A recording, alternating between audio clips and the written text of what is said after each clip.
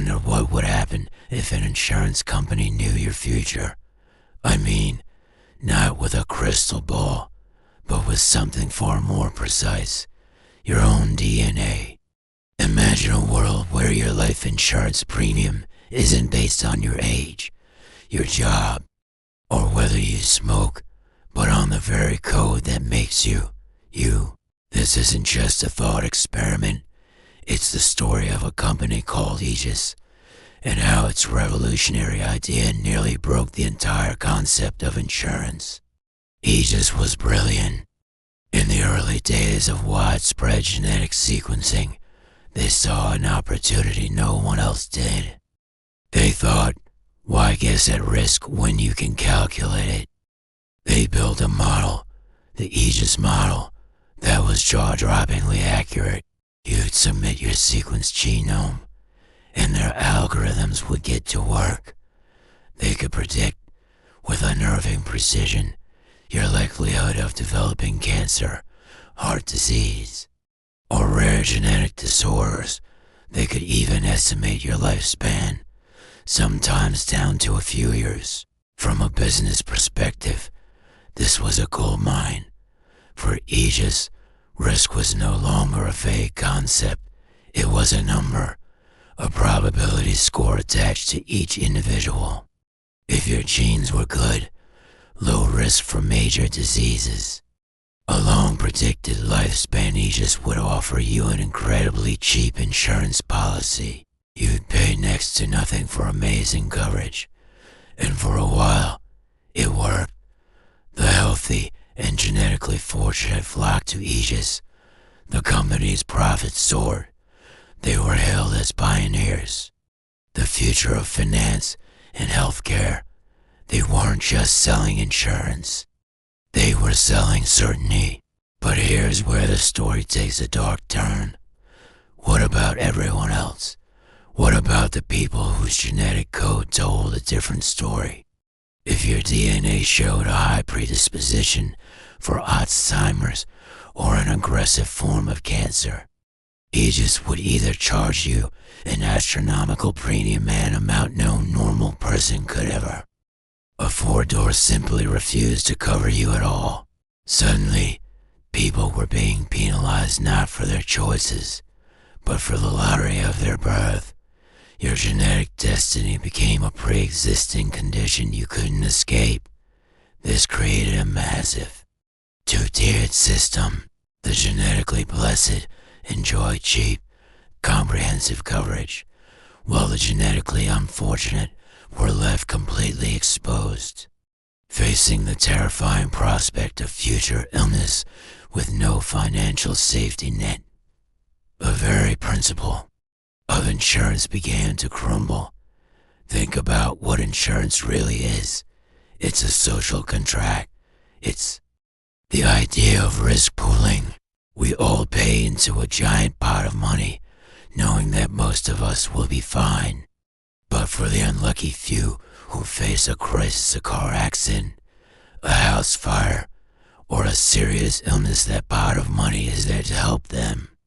It works because nobody knows for sure who will need it. The healthy subsidize the sick, the lucky subsidize the unlucky, and we all accept this because one day we might be the unlucky ones. Aegis destroyed that what if. With their perfect information, there was no more pooling of unknown risks. There was only the segregation of known certainties. The healthy people paying into the Aegis system were no longer subsidizing anyone. They were just paying a small fee for their own guaranteed good health. The high-risk individuals were isolated, left to face their calculated destinies alone. This is a classic case of what economists call market failure due to perfect information. Insurance, as a business, fundamentally requires uncertainty. It thrives in the space between what might happen and what will happen. By eliminating that uncertainty, Aegis inadvertently killed its own market. The social and ethical fallout was immense. Protests erupted. People were outraged that their most private information, their genetic makeup, was being used to deny them basic financial security. Questions of genetic privacy and discrimination became front-page news. Is it fair to judge someone based on a future they haven't lived yet? Does a company have the right to know your deepest biological secrets? The debate raged. People argued that your genome is the most personal data you have, and using it for financial underwriting was a profound violation of human dignity. The financial collapse of Aegis was swift and brutal. As the market split, their pool of good risks was so safe that the premiums they paid were barely enough to cover administrative costs. They had no significant claims to pay out, but they also had very little income. Meanwhile, the public backlash led to government investigations. Regulators stepped in. Horrified by the discriminatory practices, new laws were proposed to ban the use of genetic data for insurance underwriting, labeling it a new form of discrimination. Facing massive legal challenges and a business model that was now both ethically toxic and financially unsustainable, Aegis imploded. The Aegis insurance collapse became a cautionary tale taught in business schools and ethics classes around the world. It showed that just because you can do something with technology doesn't mean you should. The story of Aegis serves as a powerful warning for our own future. We're living in an age of big data and artificial intelligence. Companies know more about us than ever before. Our online behavior, our health metrics from smartwatches, and soon, maybe even our complete genetic profiles. The Aegis model isn't just science fiction.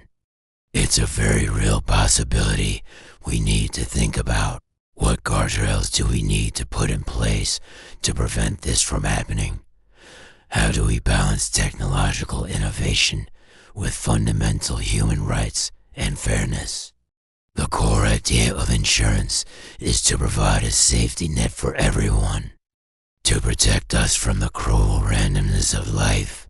When we replace that randomness with cold, hard calculation, we risk losing something essential about our society, our shared responsibility to care for one another, especially when it's needed most. The legacy of Aegis is a stark reminder that some information is too powerful, and some risks are meant to be shared. Thanks for watching. If you found this story thought-provoking, please hit the like button and subscribe for more deep dives into the intersection of technology, finance, and ethics. Let me know in the comments what you think. Should insurance companies be allowed to use our genetic data